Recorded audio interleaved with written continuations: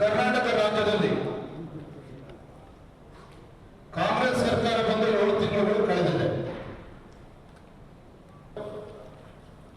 ರಾಜ್ಯದ ಆರ್ಥಿಕ ಪರಿಸ್ಥಿತಿ ಸಂಪೂರ್ಣವಾಗಿ ಕುಸಿದಿರ್ತಕ್ಕಂಥದ್ದು. ಮತ್ತೊಂದು ಕಡೆ ರಾಜ್ಯದಲ್ಲಿ ಒಂದು ಕಾನೂನು ಸುವ್ಯವಸ್ಥೆ ಕಾಪಾಡ್ತಕ್ಕಂಥ ವಿಚಾರದಲ್ಲಿ ಸರ್ಕಾರ ಸಂಪೂರ್ಣವಾಗಿ ವಿಫಲವಾಗಿದೆ. ರಾಜ್ಯದಲ್ಲಿ ಭೀಕರ ಬರಗಾಲ, 500ಕ್ಕೂ ಹೆಚ್ಚು ರೈತರು ಆತ್ಮಹತ್ಯೆ ಮಾಡಿಕೊಂಡಿದ್ದಾರೆ. ಆ ರೈತರ ಸಂಕಷ್ಟಕ್ಕೆ ಸ್ಪಂದನೆ ಮಾಡುವ ಬದಲು ಕೇಂದ್ರ ಸರ್ಕಾರದ ಮೇಲೆ ಗೋಡೆ ಕೊಡ್ತಕ್ಕಂಥ ಕೆಲಸ ರಾಜ್ಯ ಸರ್ಕಾರ ಮಾಡ್ತಾ ಇರ್ತಕ್ಕಂಥ ನಾವು ಕೂಡ ಗಮನಿಸ್ತಾ ಇದ್ದೇವೆ.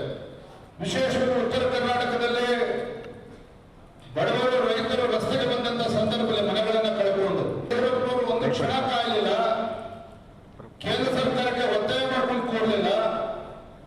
ಆ ಬಡವರಿಗೆ ಮನೆಯನ್ನ ಕಳ್ಕೊಂಡಂತ ಬಡವರಿಗೆ 5 ಲಕ್ಷ ರೂಪಾಯಿಯನ್ನ ತತ್ಕ್ಷಣ ಘೋಷಣೆ ಮಾಡಿ ಅವರಿಗೆ ತಲುಪಿಸ್ತಕ್ಕಂಥ ಕೆಲಸ ನಮ್ಮ ಭಾರತೀಯ ಜನತಾ ಪಾರ್ಟಿ ಸರ್ಕಾರ ಯಡಿಯೂರಪ್ಪನವರು ಆಗಿರ್ತಕ್ಕಂಥದ್ದು.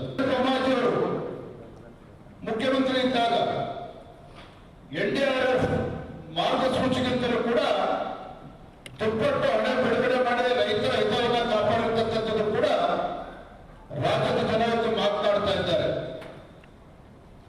ಆದ್ರೆ ಮತ್ತೊಂದು ಕಡೆ ರಾಜ್ಯ ಸರ್ಕಾರ, ಕಾಂಗ್ರೆಸ್ ಸರ್ಕಾರ ಯಾವ ಹಂತಕ್ಕೆ ತಲುಪುತ್ತಾರೆ ಅಂತ ಹೇಳಿದ್ರೆ SCPTF ಹಣವನ್ನ ಕೂಡ ದುರ್ಬಳಕೆ ಮಾಡಿಕೊಂಡು ಆ ಹಣವನ್ನ ಡೈವರ್ಟ್ ಮಾಡಿಕೊಂಡು ಇವತ್ತು ದಲಿತರ